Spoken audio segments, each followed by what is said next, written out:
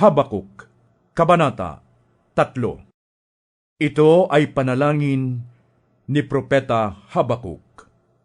O Yahweh, narinig ko ang tungkol sa inyong ginawa, at ako'y lubos na humanga.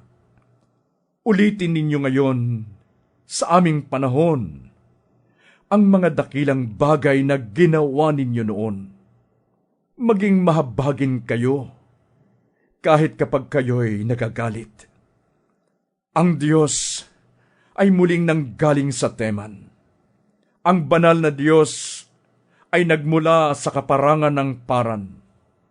Laganap sa kalangitan ang kanyang kaluwalhatian at puno ang lupa ng papuri sa kanya. Darating siyang sinliwanag ng kidlat na gumuguhit mula sa kanyang kamay, at doon natatago ang kanyang kapangyarihan.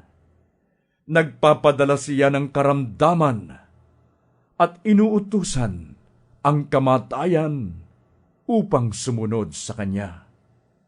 Huminto siya at nayanig ang lupa. Sa kanyang sulyap ay nanginginig ang mga bansa. Ang mga walang hanggang bundok ay sumasambulat. Ang walang hanggang kaburulan ay lumulubog. Mga daang nilakaran niya noong unang panahon. Nakita kong natakot ang mga tao sa kusan at nanginig ang lahat sa lupain ng Midian.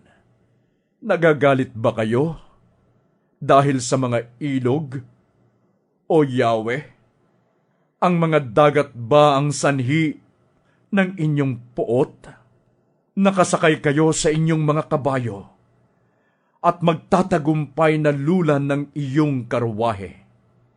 Habang pinagtatagumpay ninyo ang inyong bayan, binunot ninyo sa suksukan ang inyong pana at inihanda ang inyong mga palaso. Biniyak ng inyong kidlat ang lupa. Nakita kayo ng mga bundok at sila'y nanginig. Bumuhos ang malakas na ulan. Umapaw ang tubig mula sa kalaliman at tumaas ang along naglalakihan.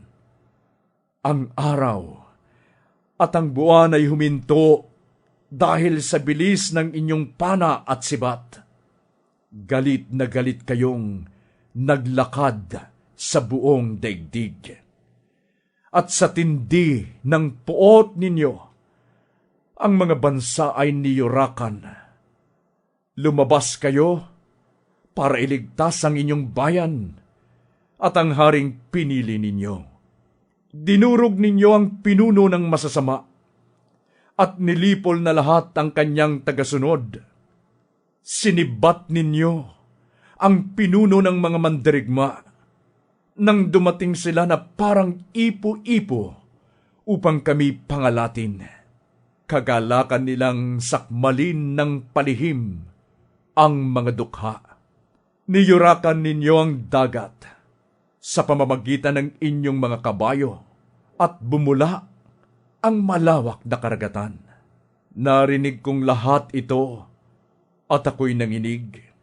Nangatal ang aking mga labi dahil sa takot. Nanghina ang aking katawan at ako'y nalugmok. Tahimik kong hihintayin ang takdang panahon ng pagpaparusa ng Diyos sa mga umapi sa amin. Bagamat di namumunga ang puno ng igos at hindi rin namumunga ang mga ubas, kahit na maantala ang pamumunga ng olibo at walang anihin sa mga bukirin, kahit na mamatay lahat ang mga tupa at mawala ang mga baka sa kulungan, magagalak pa rin ako at magsasaya dahil si Yahweh ang Diyos na magliligtas sa akin. Ang Panginoong Yahweh ang sa akin nagpapalakas. Tulad ng usa, tiyak ang aking mga hakbang. Inaalalayan niya ako sa mga kabundukan.